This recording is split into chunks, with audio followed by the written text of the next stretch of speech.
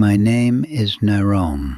I'm 80 years old, and I want to give you what to do before sleep right now, at the very beginning, because honest communication means not making you wait for what was promised. What to do before sleep that genuinely changes your financial life over time is not a ritual. It is not a visualization. It is not a specific sequence of thoughts or feelings or intentions that you send out into the universe before you close your eyes. None of those things produce what they promise. And after 8 decades of honest observation of what actually changes financial lives, I can tell you that what changes them is almost always something much more ordinary and much more demanding than any bedtime ritual. What to do before sleep that genuinely matters is this. Spend 5 minutes in honest review of what you actually did today that moved toward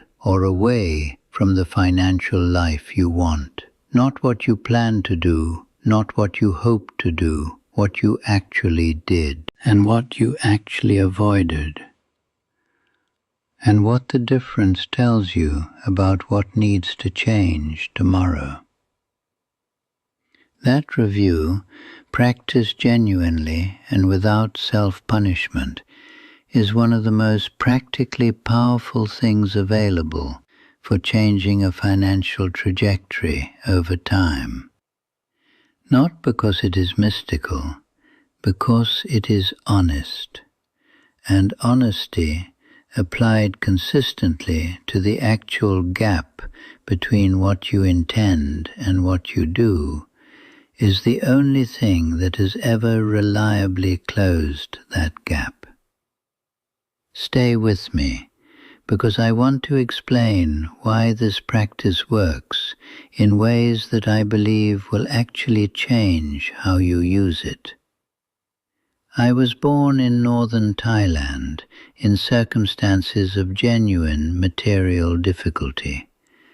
I did not grow up with access to prosperity consciousness teachings or visualization practices, or the idea that what you think before sleep could root abundance toward you.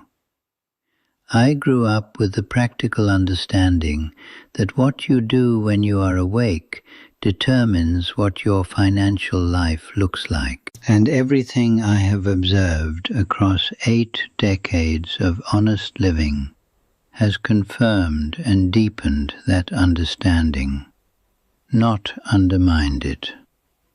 The prosperity that enters a life does not enter while you sleep.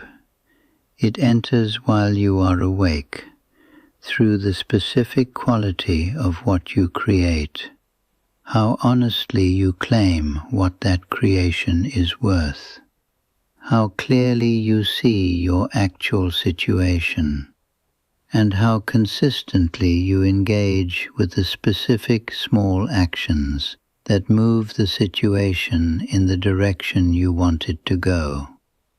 Sleep is not where prosperity enters. Sleep is where you recover the energy and clarity to do the things that actually produce prosperity when you wake up. And the best thing you can do before sleep to support that process is to be honest about what happened today in a way that helps you do it better tomorrow. The first element of the honest review before sleep is asking, what value did I genuinely create today? Not what I worked hard on, not what I spent time on. What specifically did I create that produced genuine benefit for someone? That is a different question, and the difference matters. Because the market does not pay for time or for effort, it pays for value. And a person who is consistently honest about whether what they did today created genuine value is a person who develops over time the ability to do more of what creates value and less of what merely consumes time. This question also reveals something important about the gap between where your attention is going and where the value creation actually is. Many people spend significant portions of their working time on things that feel productive, but that do not create the kind of value that translates into financial improvement. The honest evening review of what value was actually created begins the slow and important work of redirecting attention toward what matters. The second element is asking, what did I claim today for the value I created? This is the question that most people most consistently avoid, because the gap between what they create and what they claim is often significant, and looking at that gap honestly is uncomfortable. But that gap is one of the most practically significant numbers in most people's financial lives. It represents the difference between what their work is genuinely worth and what they are actually receiving for it. And until it is looked at directly and honestly, it cannot be addressed. And here's what I didn't understand then. For many years, I did not look at that gap. I knew vaguely that I was probably not being compensated fully for what I contributed. But looking at it directly felt risky. It might require a conversation I was not ready to have. It might confirm a disproportion that would demand action. So I did not look. And not looking meant the gap stayed where it was and grew larger over time. When I finally began the honest evening review that included this question, and when I began to see the gap clearly and specifically on a daily basis, the accumulated evidence of it became impossible to ignore. And that impossible to ignore accumulation motivated specific action. Not dramatic action, specific action. A conversation about compensation that I had been avoiding. A price adjustment that I had been postponing. A negotiation that I had been finding reasons not to have. The third element is asking, what did I avoid today that I know needs to happen? This is perhaps the most important element of all, because financial stagnation is almost always maintained by consistent avoidance of specific things that need to happen and are not happening. Not by some cosmic withholding of prosperity, by specific human avoidance of specific hard things. And the honest bedtime question that names that avoidance every night with specific and concrete naming rather than vague general acknowledgement makes it very difficult to keep avoiding. You know what surprised me most when I began practicing this honestly? How the simple act of naming what I had avoided each night, specifically and without self-punishment, produced a kind of low-level accumulating discomfort with the avoidance that eventually exceeded the discomfort of doing the avoided thing. The avoidance stopped being invisible when it was named every night, and things that are no longer invisible are much harder to maintain indefinitely. The fourth element is asking, what is one small specific thing I can do tomorrow that will move my financial situation in the direction I want it to go? Not a grand plan, not an inspiring aspiration, one small specific thing, small enough to actually do, specific enough to know whether you did it, and connected enough to the actual situation to genuinely move something? This question before sleep produces something that inspiring content and motivational promises cannot produce. It produces tomorrow's specific next step, and the person who consistently wakes up knowing their specific next step because they named it the night before in honest review is a person who consistently takes more steps than the person who wakes up needing to figure out what to do.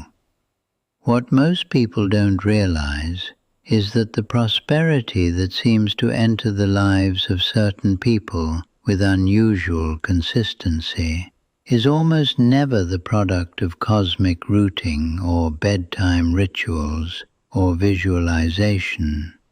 It is the product of the daily honest engagement with what was actually created, what was actually claimed, what was actually avoided, and what the specific next step actually is. That engagement, practiced night after night in the ordinary moments of ordinary lives, accumulates into something that looks from the outside like someone who knows how to attract prosperity. But from the inside it is much simpler than that. It is just honest review, practiced consistently, producing the compound effect of 1,000 small, honest adjustments made over time. The fifth element is what I would call the reset before sleep. This is different from all the others and is genuinely practical in a way that bedtime rituals are not. It is the practice of consciously releasing the day's worry before sleep, not releasing it through affirmation or visualization, releasing it through the recognition that the worry, whatever its content, is about the future or the past, and that the future cannot be changed through worry at midnight, and that the past cannot be changed at all, and that what can actually be changed, the quality of tomorrow's engagement with the specific things that matter, has already been identified in the review. So the worry has nothing useful to do tonight, and releasing it is not the suppression of legitimate concern. It is the practical recognition that concern is only useful when it is attached to an action, and the action has been identified, and the rest is sleep. At 80 years old, what I do before sleep is not a ritual for attracting prosperity. It is a practice of honest accounting for the day that just passed. What was created, what was claimed, what was avoided, what tomorrow's step is, and then the conscious decision to stop the mental activity that produces no value in the hours between now and when those things can be acted on. That practice, done imperfectly and inconsistently over many years, has produced something that no ritual has ever produced for anyone I know. It has produced the gradual, unsexy, reliable accumulation of a financial life that reflects the consistent, honest engagement of someone who looked at what they were doing each day and adjusted based on what they honestly saw. Prosperity enters a life through the front door, through the specific quality of what you create, how honestly you claim it, how clearly you see your situation, and how consistently you take the next available step. Sleep is where you recover to do those things tomorrow, and the best thing you can do before sleep to make tomorrow's doing better is to be honest tonight about how today went. Tell me in the comments what the honest review of today reveals for you right now. What did you create? What did you claim? What did you avoid? What is tomorrow's one specific step? Not the inspiring version of those answers, the honest one. Because the honest version is the only one that produces real change. And if this message gave you something genuine to do tonight, stay close to this space.